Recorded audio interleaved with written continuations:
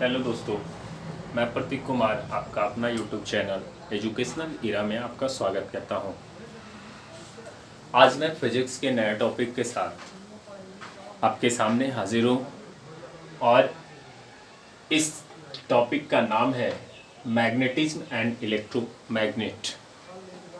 अब हम सबसे पहले समझते हैं कि ये मैग्नेट क्या है, मैग्नेट कहते किसको हैं।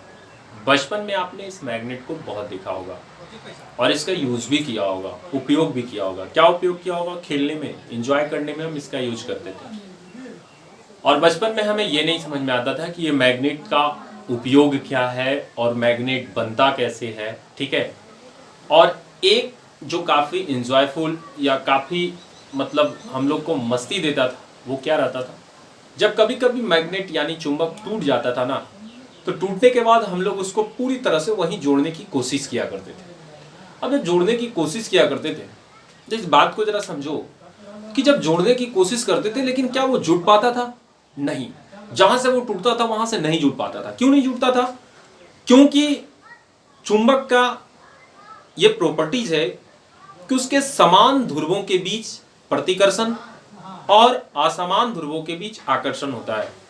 अब यहां सबसे बड़ी चीज हमें यह समझना है, ये चीज को देखना है, जिसके बारे में हम आगे भी डिस्कस करेंगे। अभी सबसे पहले हम लोग समझते हैं कि चुंबक है क्या, मैग्नेट कहते किसको है। तो मैग्नेट जो होता है, चुंबक जो होता है, वो रासायनिक रूप से लौह का ऑक्साइड होता है, जिसका फॉर्मूला Fe3O4 होता है, जिसका फॉर्मूला होता है Fe3O4, और इसे हम मैग्नेटाइट कहते हैं। क्या कहते हैं? मैग्नेटाइट। अब इसका सबसे एक और इंपॉर्टेंस गुण है कि जब एक चुंबक को, मान लीजिए ये एक चुंबक है और इस चुंबक को अगर स्वतंत्र रूप से लटका दिया जाए, किसी धागे में बांधकर अगर लटका दिया जाए, तो ये एक निश्चित दिशा में आकर जो है वो ठहर जाता है। वो दिशा कौन सा है? तो वो दिशा है उत्तर और दक्षिण। उत्तर और दक्षिण दिशा को ये निर्देशित करता है, दिखाता है, और जिसके कारण इसे हम लोडस्टोन भी कहते हैं। इसको हम लोडस्टोन भी कहते हैं, जिसको हम दिशा निर्देशित करने वाला भी कहते हैं। अब यहाँ पे अगला पॉइंट है कि किसी भी चुंबक में सदैव दो ध्रुव होता है। एक बात आप ध्यान में रखिएगा कि चुंबक चाहे कितना भी बड़ा क्यों ना हो, चुंबक चाहे कितना भी छोटा क्यों ना हो, चुंबक में सदैव दो ध्रुव होता है। हमेशा उसमें दो ध्रुव होता है। अगर चुंबक कितना भी बड़ा हो, उसको तोड़ दें, अति सूक्ष्मतम भाग में भी उसको तोड़ेंगे तो उसमें दो ध्रुव होंगे, ठीक है। उत्तर के तरफ के ध्रुव को उत्तरी ध्रुव और दक्षिण के तरफ के ध्रुव को दक्षिणी ध्रुव के नाम से जानते हैं। दूसरा बात, वो ध्रुव है क्या? तो वो ध्रुव जो होता है ना, किसी भी चुंबक, जैसे मान लीजिए ये एक मैग्नेट है और ये मैग्नेट के दोनों किनारी है, ये दोनों किनारी से थोड़ा सा अंदर होता है। चुंबक जो होता है, चुंबक के जो ध्रुव होता है, वो दोनों किनारी से ध्रुव थोड़ा सा अंदर होता है, और चुंबक के दोनों किनारी के बीच की दूरी को, चुंबक के दोनों सिरों के बीच की दूरी को ज्यामितीय लंबाई, चुंबक के दोनों सिरा, अगर ये मैग्नेट है, आप गौर कीजिएगा कि ये एक मैग्नेट है और ए और बी, इसका जो है लास्ट पॉइंट या किनारी है, आप देख पा रहे हो कि ये किनारी है। अब जब ये किनारा है तो ये यहां पे ये दोनों किनारा के बीच, इसके इससे थोड़ा सा अंदर, मतलब किनारी से थोड़ा सा अंदर इसके ध्रुव होंगे। यहां पे देखिए, चुंबक के ध्रुव बिल्कुल किनारे में ना होकर किनारे से थोड़ा अंदर होता है। और चुंबक के दोनों सिरों के बीच की दूरी की ज्यामितीय लंबाई, देखो दोनों सिरा ये और बी है, इसके बीच की लंबाई को क्या कहते हैं? इसके बीच की लंबाई को हम कहते हैं ज्यामितीय लंबाई।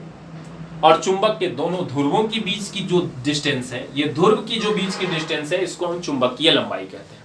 ज्यामितीय लंबाई और चुंबकीय लंबाई आपको समझ में आ गया होगा। क्या समझ में आया? कह रहा है कि दोनों किनारे के बीच की दूरी को, चुंबक के दोनों किनारे के बीच की दूरी को हम कहते हैं ज्यामितीय लंबाई, जबकि चुंबक के दोनों ध्रुवों के बीच की दूरी को कहते हैं चुंबकीय लंबाई।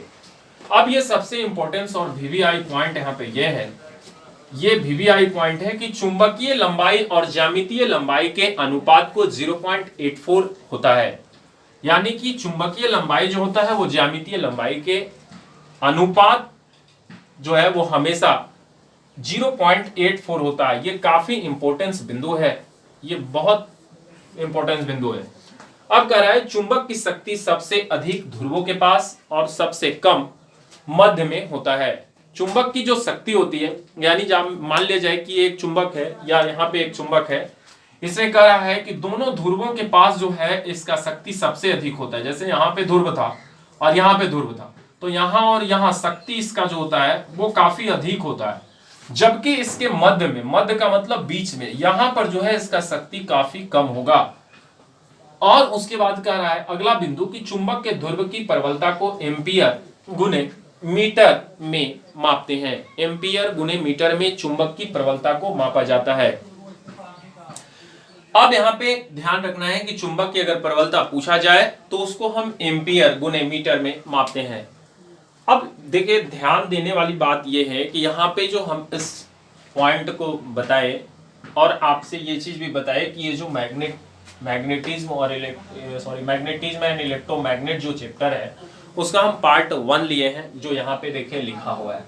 ध्यान रहे कि इसका पार्ट 1, पार्ट 2, पार्ट 3 और आता रहेगा, और हर दिन मतलब एक एक वीडियो जो है वो शेयर होगा, हर मतलब अपलोड होगा। और आपसे यही रिक्वेस्ट है कि लाइक, शेयर और सब्सक्राइब करना न भूलें। Thank you. जय हिंद, जय भारत। फिर मैं कल एक वीडियो लेकर आपके सामने फिर से हाजिर होऊंगा और इसी चैप्टर का यानी मैग्नेटिज्म एंड इलेक्ट्रोमैग्नेट का लेकर फिर से आपके सामने हाजिर होऊंगा। Thank you. जय हिंद, जय भारत।